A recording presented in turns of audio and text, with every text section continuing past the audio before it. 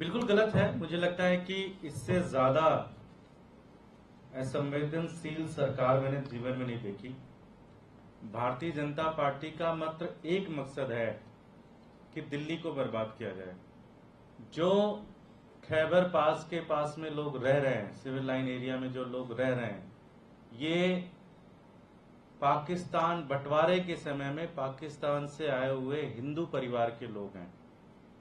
आप सोच लीजिए 70 से 80 साल से वहां पे रह रहे हैं और अचानक से डीडीए को ये याद आ रहा है कि ये तो हमारी जमीन पे बसे थे। ऑफ कोर्स किसी न किसी सरकारी जमीन पे बसे होंगे यार।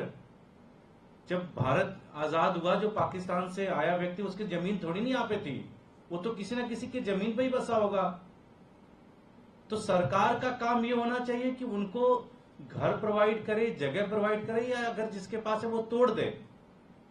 इससे ज्यादा दुर्भाग्यपूर्ण स्थिति मैंने कभी अपने जीवन में नहीं देखी और ऐसी सरकार को डूब मरना चाहिए। ऐसी भारतीय जनता पार्टी को पूरी तरह से डूब मरना चाहिए। हो सकता है किसी बिल्डर से पैसे ले लिए होंगे कि वहां पे कोई बड़ी कॉलोनी बसाएंगे, इसलिए सारा कर रहे हैं ये लोग। सर आपका सेटल से संबंधित सर ये आसान होता है कि कह देना कि वहाँ मानसिक रूप से जो बीमार है, उनको विकलांग है, उनका इलाज चल रहा है, उनकी सेवा नहीं हुई, उनकी मौत हो गई। वहाँ भी जो जॉब कर रहे हैं, जो नौकरी कर रहे हैं, उनकी देख रेख कर रहे हैं, अपने आप में चैलेंज होता है, बहुत बड़ा चैलेंज होता है, मैं मानता हूँ इसका। लेकिन सर क्या आप लोगों ने इससे पहले कोई रिपोर्ट की थी या जाके जानकारी जुटाई थी कि वहाँ पर क्या व्यवस्थाएं, क्षमता से अधिक लोग रह रहे हैं अभी, या फिर घटना घटती है इसके बाद अब आते कि वो रिश्वतखोर ऑफिसर है या कुछ है, इस तरह का आरोप लगा रहे हैं कि आपके पास पहले इन्फॉर्मेशन थी वो रिश्वतखोर आरोप? मुझे लगता है अगर आप पिछले 1-1.5 साल के सारे घटनाक्रम को देखें, हमारे मंत्री रेगुलर जाते रहे हैं, मीटिंग्स हुई हैं।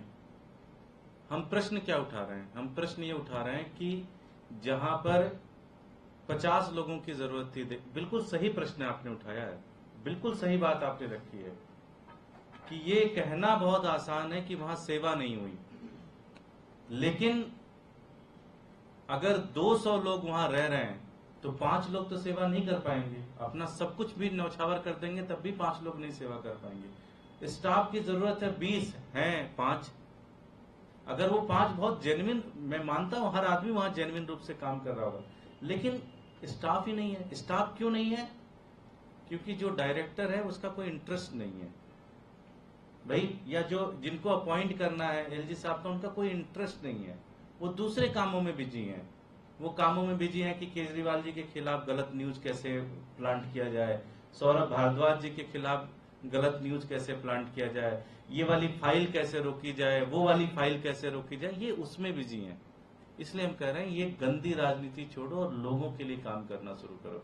आज उन लोगों की जान बच सकती थी, जान तो चलो भगवान के ऊपर, लेकिन अगर उनको अच्छी सेवा दी जाती तो उनकी जान बच सकती थी।